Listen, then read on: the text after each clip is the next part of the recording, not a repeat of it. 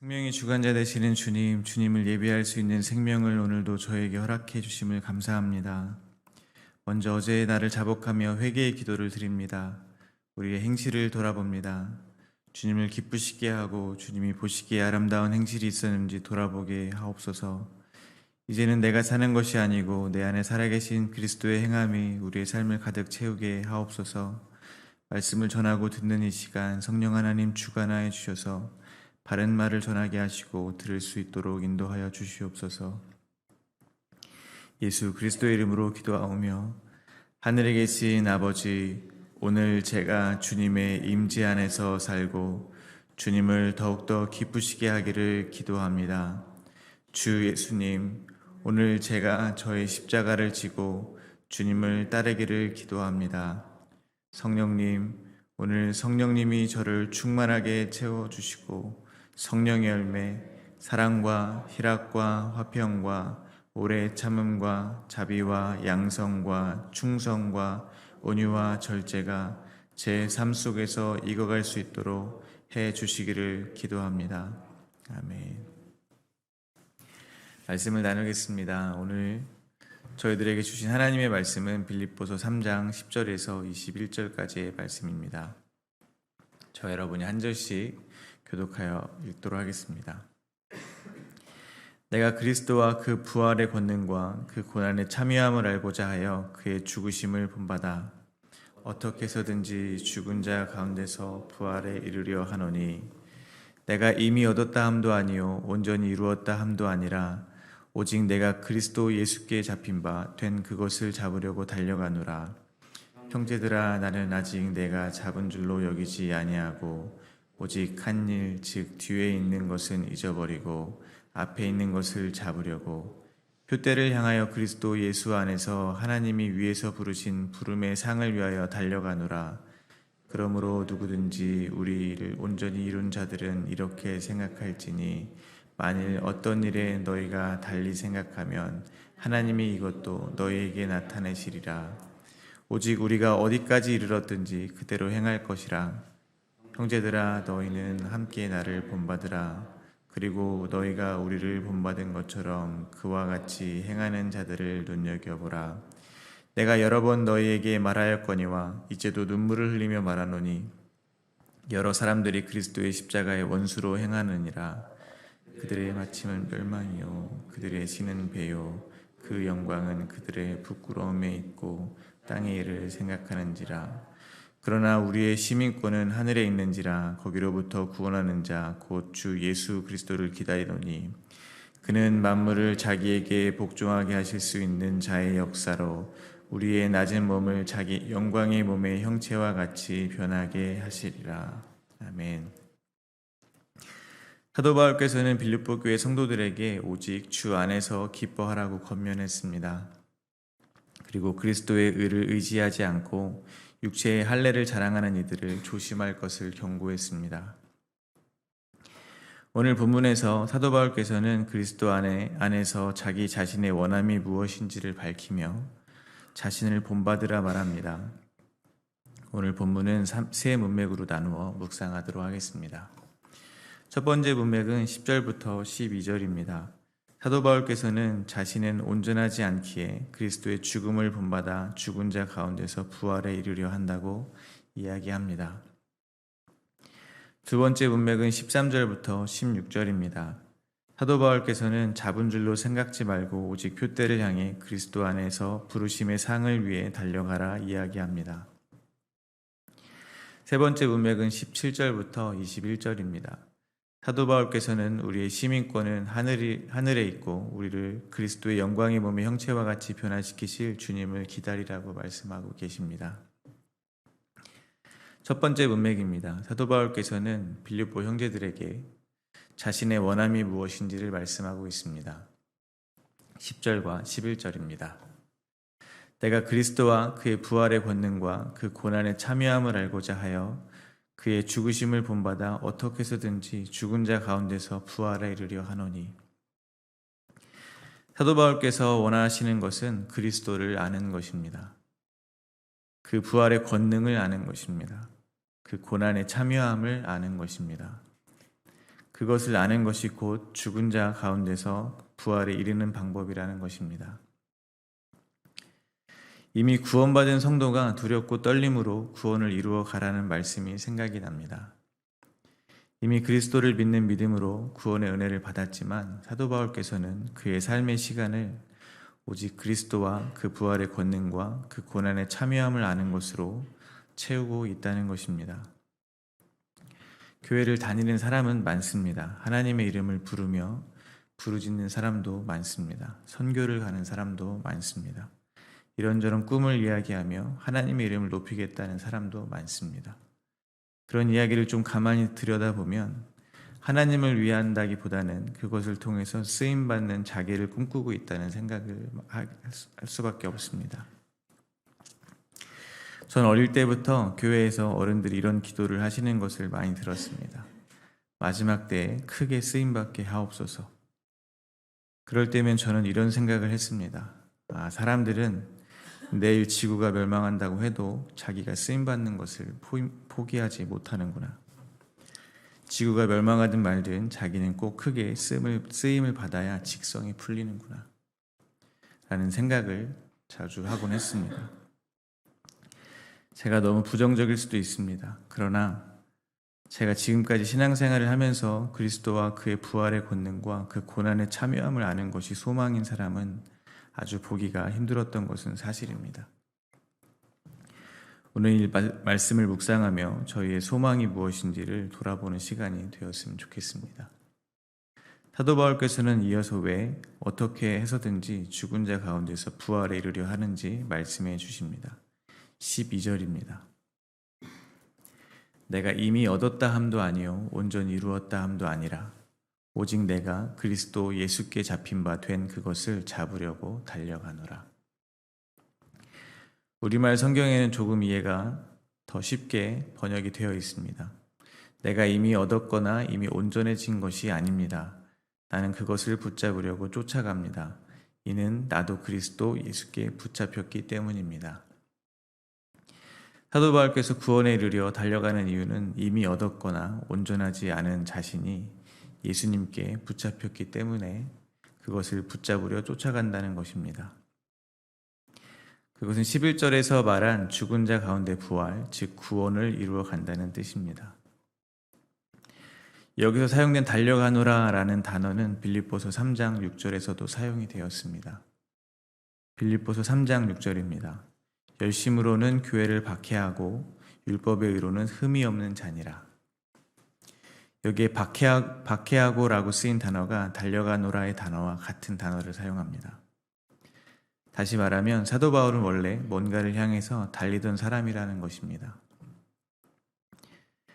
다메섹 도상에서 예수 그리스도를 만나기 이전에 달리는 것과 예수 그리스도를 만난 이후에 달리는 것이 달라졌을 뿐이라는 것입니다. 사도 바울은 자기 자신을 다음과 같이 소개했었습니다. 8일 만에 할례를 받고 이스라엘 족속이고 베냐민 지파이고 히브리인이고 율법으로는 바리새인이다. 자신의 출신에 걸맞은 열심으로 하나님을 섬겼다는 말입니다. 율법을 모두 지키며 흠이 없다고 자부했다는 것입니다. 그가 누구에게 나는 나의 영광을 위해서 이렇게 열심히 살았어 라고 말했겠습니까? 아니라고 생각합니다. 그는 당시에도 누구보다 하나님을 사랑한다 했을 것입니다. 누구보다 하나님의 영광을 위해서 목숨을 걸 수 있다고 자부했을 것입니다. 그런데 그렇게 절제하는 그 삶, 그 열심, 그 달려감은 결국 교회를 핍박하는 일이었다는 것입니다. 그러나 예수 그리스도를 만난 사도 바울의 달려감은 이제 목표가 달라졌습니다. 예수를 아는 것으로, 그 부활의 권능을 아는 것으로, 그 고난에 참여함을 아는 것으로 목적지가 달라졌습니다. 잊지 마셔야 될 것이 있습니다. 또다시 그의 열심으로 달리는 것이 아닙니다. 그가 달리는 이유는 이제 그가 예수께 사로잡혔기 때문이라는 것을 잊지 마셔야 합니다. 자기에게 사로잡힌 줄도 모르고 달리면 아무리 주님을 위해 하는 일이라고 말을 해도 결국 주님을 핍박하는 일이 됩니다. 그렇지만 예수께 사로잡혀 달리게 되면 비로소 방향을 제대로 잡고 주님을 향해 달릴 수 있는 것입니다. 우리의 달려감이 교회를 핍박하는 일이 되지 않기를 바랍니다. 그리스도께 붙잡힌 바 되어 그리스도를 더욱 알아가는 일이 되기를 바랍니다. 두 번째 문맥입니다. 사도 바울께서는 계속해서 자기의 다른 박질에 대해서 이야기를 하고 있습니다. 13절입니다. 형제들아, 나는 아직 내가 잡은 줄로 여기지 아니하고 오직 한 일, 즉 뒤에 있는 것은 잊어버리고 앞에 있는 것을 잡으려고. 저는 뭔가를 깨닫게 되거나 알게 되면 은근히 그걸 모르는 사람을 무시하는 것 같습니다. 저는 제가 뭔가 더 많이 배웠다고 생각되면 말 속에 상대방을 무시하는 마음이 들어갑니다. 그래서 이야기를 듣기보다는 자꾸 말을 하려고 합니다. 가르치려고 합니다. 훈계를 두려고 합니다. 제 스스로 뭔가 잡았다고 생각하는 것입니다. 교만이라는 아주 고쳐지지 않은 질병 같은 죄가 제 골수까지 차 있는 것 같아서 괴롭습니다. 마음 같아서는 제 골수를 모두 빼버리고 예수님의 골수를 집어넣고 싶습니다. 저는 새로 태어나는 것 말고는 방법이 없습니다. 그런데 사도 바울께서는 잡은 줄로 여기지 않는다고 말씀을 하고 계시는 것입니다. 자신이 무엇을 이루었든 무엇을 깨달았든 자신이 한 일은 잊어버리고 앞에 있는 것을 잡으려고 달려나간다고 합니다. 지금까지 문맥으로 볼 때 앞에 있는 것은 당연히 예수 그리스도를 아는 것입니다. 그에 관해 아는 것입니다. 그의 고난도, 그의 죽음도, 그의 부활에 대해 모두 아는 것입니다. 그야말로 예수를 아는 것이 곧 구원을 이루는 것이며 그것이 그의 앞에 있는 것입니다. 그러나 우리는 주님을 다 알 수 없습니다. 하나님이시기 때문에 그렇습니다. 인간의 지혜와 경험으로 담을 수가 없는 분입니다. 그렇기 때문에 사도 바울은 고백하는 것이라고 생각합니다. 아무리 내가 기가 막힌 것을 알았다고 한들 성령의 은혜로 알게 하신 극히 일부분일 수 있기 때문에 감히 주님을 내가 안다고 말할 수 없는 것입니다. 예전에 주님을 묵상하다가 이런 적이 있습니다. 주님을 묵상하는데 제 생각에 담을 수 없다는 느낌을 강하게 받았습니다. 우리의 생각이 얼마나 넓습니까? 생각은 끝이 없습니다. 그런데 그 순간 주님을 묵상하는데 아무 생각을 할 수가 없었습니다. 감히 제 머릿속에 담을 수 있는 분이 아니라는 생각이 밀려왔습니다. 주님이라고 부르기는커녕 생각에 담을 수도 없는 그분, 사실 뭐라고 표현할 길이 없습니다. 그때 제가 정리한 것은 하나님을 안다는 것은 내가 하나님을 아는 것이 아니라 하나님이 나를 알고 계시는 것이었구나 였습니다. 또한 사도 바울께서는 예수 그리스도를 만나기 전에 이미 율법에 통달하였을 것입니다. 그의 신앙생활은 곧 율법 지킴이었을 것입니다. 그것을 통해서 뭔가 잡았다고 생각했을 것입니다. 그래서 서슴없이 확신을 가지고 교회를 핍박했을 것입니다. 그러나 이제는 율법 지킴의 행위로 자신이 증명했던 것을 이제 뒤에 있는 것으로 여기고 앞에 있는 것, 곧 율법으로 자신의 죄를 깨달아 그리스도의 십자가 은혜를 붙잡게 하려는 하나님의 뜻을 붙잡으려 한다는 것이라고 말씀하고 있는 것이라 생각합니다. 그래서 이제 율법의 의로 구원에 이를 수 없고 그리스도의 십자가의 의로 구원에 이를 수 있음을 알았기에 그의 죽음과 부활과 십자가의 의미를 알고자 달려간다고 말하고 있다고 생각합니다. 사도 바울께서는 다메섹 도상에서 예수 그리스도를 만난 이후에 예수께 붙잡힌 바 되었습니다. 그래서 이제 자기를 부르신 그분을 위해 달려가는 것입니다. 14절입니다. 표대를 향하여 그리스도 예수 안에서 하나님이 부르신 부름의 상을 위하여 달려가노라. 월드컵 경기가 열리면 모든 사람이 마치 자신이 축구 선수가 된 것 같이 축구를 봅니다. 그렇지만 월드컵 무대에 참여할 수 있는 것은 감독에게 선택을 받은 사람들 뿐이 없습니다. 축구를 아무리 잘해도 소용이 없습니다. 감독이 선택을 해야 합니다. 마찬가지로 구원에 이르는 여정에 하나님이 사도 바울을 선택하여 참여하게 하신 것입니다. 경기에 참여하게 된 이들은 경기가 끝날 때까지 뛰고 또 뛰어야 합니다. 때로는 태클이 들어오고 몸싸움을 해야 하며 이해되지 않는 판정에 억울함을 토로할 때도 있는 것처럼 사도 바울은 또한 저희 같은 성도들은 구원을 이루어가는 이 삶을 치열하게 살아내야 하는 것입니다. 왜냐하면 부르심을 받았기 때문입니다. 부르심이 곧 특별한 것이 되는 것입니다. 부르심의 삶이 아무리 힘들고 어렵더라도 아무나 그 삶을 살 수가 없다는 것입니다. 하나님의 특별한 부르심이 없으면 구원을 이루어가는 그 삶을 살 수가 없습니다. 아무나 월드컵에 나가서 경기를 할 수 없는 것처럼 말입니다. 상급에 대해서는 여러 가지 의견이 있는 것으로 알고 있습니다. 그렇지만 빌립보서를 묵상하며 제가 느낀 사도 바울의 마음속에서 그에게는 그리스도를 아는 것 이상의 상은 없을 것이라는 것입니다. 사도 바울께서는 모든 것을 해로 여김은 내 주 그리스도 예수를 아는 것이 가장 고상하다라고 말했기 때문입니다. 또한 그의 간절한 소망이 살든지 죽든지 그리스도가 존귀하게 되는 것이라고 했기 때문입니다. 저는 저에게 질문을 해보았습니다. 나는 정말 예수 그리스도 말고 다른 상이 필요한가? 아니면 상을 받기 위해 예수를 믿고 있는 것은 아닌가? 예수님이 저에게 유일한 그리고 충분한 상이 되기를 바랍니다. 사도 바울께서는 지금까지 자신은 온전히 이루지 않았다고 고백을 했습니다. 그래서 자신은 열심으로 그리스도께 붙잡힌 바 되어 달려나간다고 고백했습니다.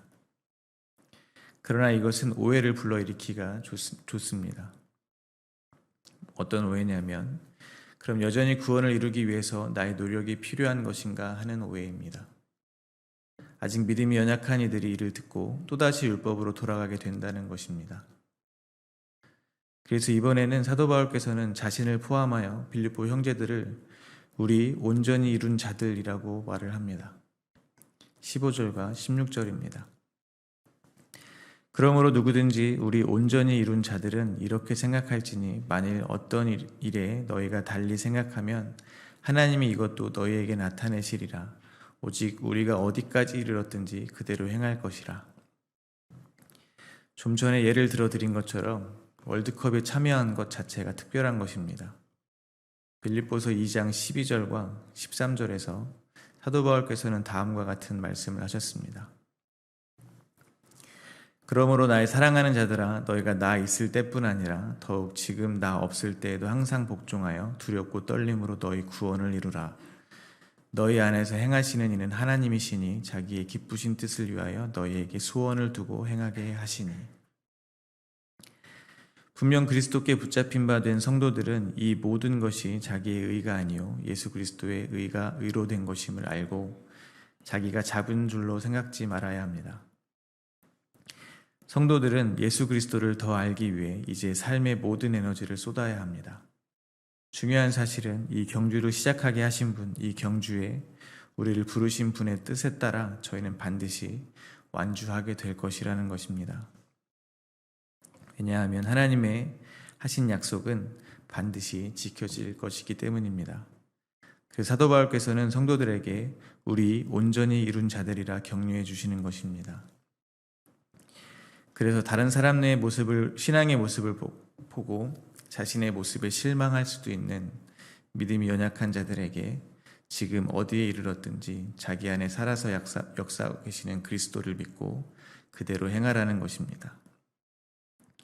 고난당하는 사도 바울의 모습을 보며 그 외적인 모습을 목적지로 잘못 삼을 수도 있는 연약한 이들에게 우리는 모두 그리스도 안에서 이미 완전한 자니 염려 말라 위로의 말을 전하고 있는 것입니다. 저희들도 지금 내 안에 살아계신 분이 그리스도임을 믿고 이미 이루어진 구원의 현실 속에서 아직 분투해야 하는 믿음의 삶을 살아내게 되기를 바랍니다. 마지막으로 세 번째 문맥입니다. 사도 바울께서는 이제 자신을 본받으라고 권면합니다. 17절입니다. 형제들아 너희는 함께 나를 본받으라. 그리고 너희가 우리를 본받은 것처럼 그와 같이 행하는 자들을 눈여겨보라. 사도 바울께서는 예수 그리스도를 만나기 전 율법으로는 흠이 없는 자였다 자부했습니다. 만약 17절에서 나를 본받으라 하신 말씀이 자신의 외적인 행동이나 삶의 태도에 관한 것이라면 지금보다는 바리새인 중에 바리새인이었던 그때 더 나를 본받으라 권해야 맞을 것입니다. 그러나 저희가 앞 문맥에서 보았듯이 사도 바울이 쫓는 것은 예수 그리스도입니다. 그는 빌립보서 1장 21절에서 다음과 같이 고백했습니다. 이는 내게 사는 것이 그리스도니 죽는 것도 유익함이니라. 갈라디아서의 표현으로는 내가 그리스도와 함께 십자가에 못 박혔나니 그런즉 이제는 내가 사는 것이 아니요 오직 내 안에 그리스도가 사시는 것이라. 이제 내가 육체 가운데 사는 것은 나를 사랑하사 나를 위하여 자기 자신을 버리신 하나님의 아들을 믿는 믿음 안에서 사는 것이라 할 것입니다. 즉 자기를 본받으라고 하시는 말을 통해서 사도 바울께서는 빌립보 형제들에게 그리고 저희들에게 간절히 말씀하시는 것입니다. 이제는 너희가 사는 것이 아니라 그리스도가 사는 삶을 살아라. 그리스도께 붙잡힌 바 되어 살아라 라고 말씀을 하고 계시는 것입니다. 저는 이런 생각을 했습니다. 예수를 믿는다고 하는 사람은 어쩌면 반드시 사도 바울께서 한 이 말을 할 수 있어야겠다는 생각을 했습니다. 왜냐하면 내가 이제 사는 것이 내가 아니고 내 안에 그리스도가 사는 삶은 그래도 되고 안 해도 되는 것이 아니기 때문에 그렇습니다. 그리스도인이라면 반드시 그래야 하기 때문에 그렇습니다. 사도 바울께서는 예수 그리스도가 사는 삶을 살지 않는 삶을 사는 자들에게 다음과 같이 얘기합니다. 18절과 19절입니다. 내가 여러 번 너에게 말하였거니와 이제도 눈물을 흘리며 말하노니 여러 사람들이 그리스도의 십자가의 원수로 행하느니라. 그들의 마침은 멸망이요 그들의 신은 배요 그 영광은 그들의 부끄러움에 있고 그 땅의 일을 생각하는 자라. 제가 만약 제 아들에게 나를 본받아라 라고 못한다면 저는 제 안에 사는 것이 그리스도가 아님을 시인하는 것이 될 것이라고 생각합니다. 제 안에 사는 것은 여전히 저 자신이라고 시인하는 것이 될 것이라고 생각합니다. 예수를 만나기 이전의 바울처럼 여전히 율법 지킴의 삶으로 나를 하나님 앞에 그리고 사람들 앞에 자랑거리로 삼고 있다고 시인하는 것이라고 생각합니다. 그럼 저는 십자가의 원수이며 저의 달려감은 교회를 핍박하는 것이며 결국 예수 그리스도를 핍박하는 것이라고 생각합니다. 예수 그리스도를 믿으십니까? 그렇다면 저희는 이제 저희가 사는 것이 아닙니다. 저희 안에 그리스도가 사는 것입니다. 이것도 완전히 믿게 되시기를 바랍니다. 저의 삶은 예수께 붙잡힌 바 되어 열심히 예수를 더 알아가는 삶으로 이끌려 갈 것입니다. 지금 저희의 모습이 어떠하든지 상관없이 말입니다. 오늘 본문 20절과 21절을 읽는 것으로 말씀을 맺겠습니다. 감옥에서도 주 안에서 기뻐할 수 있는 이유를 사도 바울께서 눈물로 전해주십니다. 20절과 21절입니다.